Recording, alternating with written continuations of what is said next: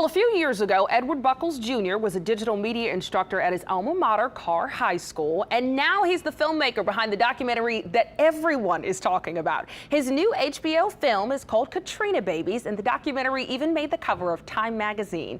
Filmmaker Edward Buckles Jr. is joining us from New York City to talk about all of the excitement around this project and the important work he's doing. Edward, thank you so much for joining us.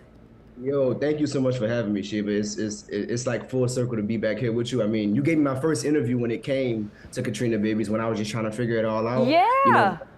That was 7 years ago. So, to be back with you and we made it happen, I'm super excited about this conversation. Yeah, this is wonderful. Listen, I knew you, of course, since you were a film student back at Dillard. You started working on the project then. 7 years is a long time to invest. It's obviously been worth it. But what was the moment for you when you were like, this is the project I have to pursue?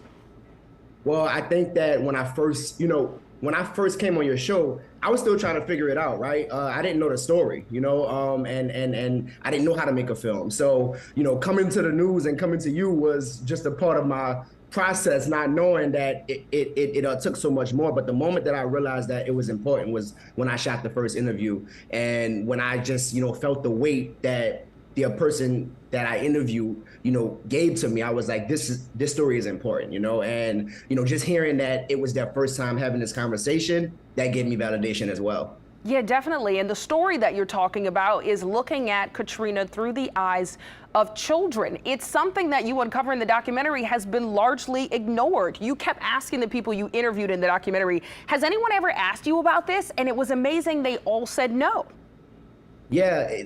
That was incredible to me, and it was actually pretty sad because when I first started the project, I didn't know that many kids didn't speak about this. I knew that I hadn't really spoken about it, but when Maisha Williams first told me that it was her first time talking about it, and when she started to cry because of that's when I was like, okay, this mission is validated. Because as you can imagine, starting this project as so young, carrying the weight of New Orleans, carrying the weight of Hurricane Katrina, I doubted myself a lot, but hearing that this was the first time people spoke about that was really what kind of helped me to keep going. Yeah, it gave you the validation that the story needed to be told. And what's interesting is you're telling your own story through this as well. You evacuated like many of us. You were just a teenager then.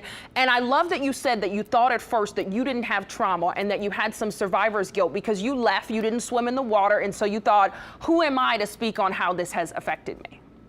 Yeah, so it took me 7 years to make this film. I didn't insert myself into the film until year 6. So, and people who've seen the film, they wouldn't even believe that because literally I'm in every moment of the film now.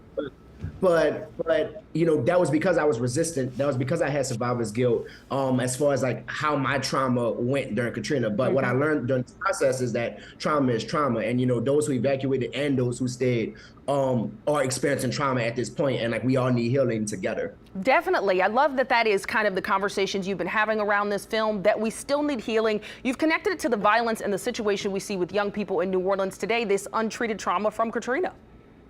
Yeah, so that was a really important topic for me because of the fact that was one of the things that really made me want to do this project. It was growing up in a post-Katrina New Orleans and seeing how violence was impacting my community, seeing how violence was impacting people that were close to me and myself, and then realizing that maybe Hurricane Katrina has something to do with this. Maybe Hurricane Katrina has something to do with the anxiety, the PTSD, the fight or flight, the anger, the sadness, and just thinking about that as a kid. It just made me crazy that like the adults weren't thinking about this. So I wanted to make this film to really draw parallels between the violence that was happening in the city and what happened in 2005 with children. It is such important work, important stories that need to be told, and as you say, uncovering a larger issue. It's my Katrina story as well, evacuating at 16. So thank you for speaking for all of us. I know folks always ask what's next. I'm not even going to do that because I think you need to enjoy this moment right now, enjoy everything that's going on, and know that we're rooting for you here in New Orleans, Edward.